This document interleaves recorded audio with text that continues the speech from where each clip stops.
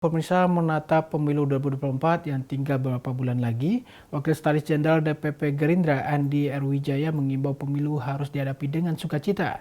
Selain itu, Andi juga mengimbau agar peserta pemilu untuk tidak melakukan black campaign atau negative campaign dalam rangka menjatuhkan lawan politik. Temanya adalah Indonesia jangan terbelah gitu ya. Itu tema yang sangat sangat bagus, sangat penting. Tapi terkadang masyarakat susah untuk mengimplementasikannya gitu. Betul. Tadi bagus sekali yang disampaikan oleh Prof. Mukti ya, Sekum PP Muhammadiyah. Nah, memang pemilu ini memancing reaksi dari berbagai macam masyarakat ya. Ada yang memang benar-benar terpancing secara emosional gitu, yang menyebabkan eh, gara-gara beda pandangan akhirnya menjadi retak hubungan gitu. Ada juga pemilu, ada sebagian masyarakat yang memang menganggap pemilu itu sebagai lebaran politik, itu juga ada. Jadi sukacita gitu. Mungkin karena banyak event-event politik sehingga banyak orang yang memanfaatkan ya gitu ya. Karena bagaimanapun juga politik itu udah semacam industri gitu. Tapi yang paling miris ya yang tadi yang pertama saya sebutkan gitu, bahwa masyarakat kita masih terlalu labil dalam menyikapi pemilu karena tidak berpikir secara jernih. Itu nggak cuma masyarakat saja, bahkan pendukung atau elit-elit, ini kalau pilpres ya, elit-elit pendukung pilpres pun juga kadang-kadang kurang dewasa gitu. Kita ngomong lebih transparan aja lah. Jadi bagaimana terkadang masing-masing pendukung ini under control. Bahkan kandidat sendiri pun juga under control.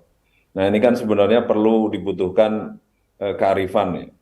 Seperti apa sebenarnya dalam menyikapi atau mengimplementasikan bahwa politik itu harus ya sukacita, sukaria, tidak berpikir pada pertama nih, yang pertama, agar tidak terbelah, saya kira kandidat ataupun pendukung masing-masing kandidat itu harus bicara programnya masing-masing. Jadi nggak usah ngomentari programnya orang lain. Ngomentari program oke, tapi kalau udah ngomongin soal latar belakang orang lain ya, dengan segala ruang lingkup yang dimilikinya, nah itu biasanya yang jadi masalah gitu. Yang ngomongin misalnya kandidat ini keturunan ini, kandidat ini ternyata eh, apa nggak bisa seperti ini. Nah ini kan sebenarnya sudah memancing gitu. Jadi itu yang sering dilakukan oleh masyarakat kita yang kurang memahami etika berkampanye atau etika menyampaikan gagasan yang nantinya akan disampaikan kepada teman-temannya, saudaranya atau keluarga yang lain gitu. Jadi yang disampaikan ini banyak urusannya kandidat lain. Kandidat lain. Kalau ini yang disampaikan ya udah pasti itu memancing pembelahan. Kan pembelahan berangkat dari situ gitu. Jadi udah kalau udah memulai ke sana ya udah gitu. Contoh misalkan Pak Prabowo, misalkan Presiden kok duda, nah ya udah itu contoh contoh kecil gitu.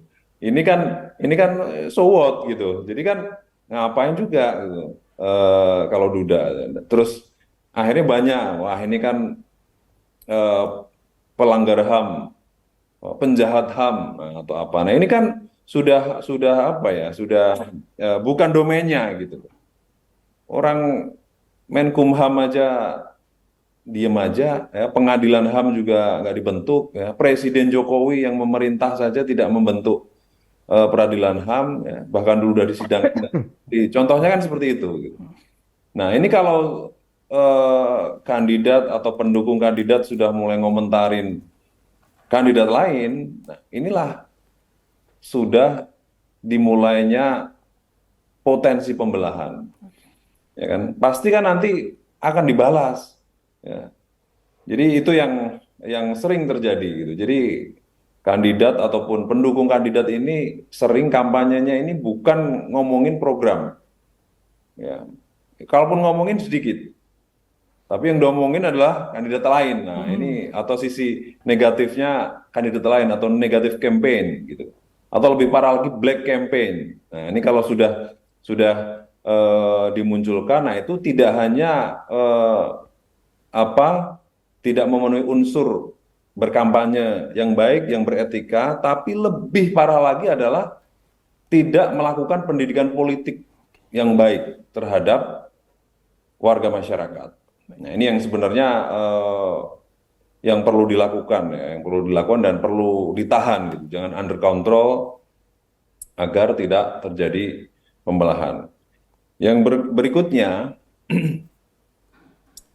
orang ngomong soal kampanye terhadap kandidat yang didukung itu ya rata-rata hanya mengkampanyekan dirinya gitu. Ini soal ngomong soal harga diri yang disampaikan seseorang tersebut, pendukung tersebut gitu. Sebenarnya ya, ini secara psikologi ada risetnya ini. Jadi kalau dia menyampaikan tidak tersampaikan atau dibantah oleh orang lain ya atau ditolak gitu, pasti akan sakit hati. Nah, ini ada risetnya ini. Sebenarnya eh, bukan pada kita mengkampanyekan kandidat tersebut bukan, tapi dirinya ini sebagai pendukung kandidat tertentu akan menyampaikan gagasan gitu. Lebih ke sana sebenarnya. Jadi lebih ke egonya itu yang disampaikan gitu. Misalkan saya pasti akan mempromosikan Pak Prabowo kenceng-kencengan gitu. Saat gagasan ini ditolak, pasti kan bukan pasti ya, kemungkinan besar saya pasti kan nggak terima. Nah, kalau nggak terima kan itu kan udah wilayah wilayah ego pribadi penyampai atau apa jurkamnya gitu ya. Nah, ini ada risetnya nih. Jadi sebenarnya lebih ke sana. Nah, itulah yang mungkin tadi Prof Mukti itu tadi bilang, emang kalau nanti sakit siapa yang menolong kan Menolong. tetangganya gitu. Kalau ada masalah kan teman terdekatnya. Nah, itulah kadang-kadang tidak berpikir sampai situ ya. Jadi sebenarnya ya cukup ngajak kalau enggak ya udah gitu. Atau yang lebih parah lagi tuh nimpalin ya orang di grup keluarga, di grup organisasi, di grup perkumpulan misalnya, perkumpulan arisan wah, ada yang kampanye Mas Ganjar misalnya ditimpalin lagi. Nah, itu kan soal harga diri jurkam tersebut dalam tanda kutip ya jurkam ini. Jadi person yang dia eh, apa namanya menjadi tim atau person yang dia pendukung salah satu kandidat di situ ya dia ngerasa wah jadi perangnya itu udah perang pribadi. Pribadi. Nah itu Personal ya. yang kadang-kadang sebenarnya ya kalau nyampein aja. Cukup selesai di situ nggak usah saut-sautan soal dia gimana.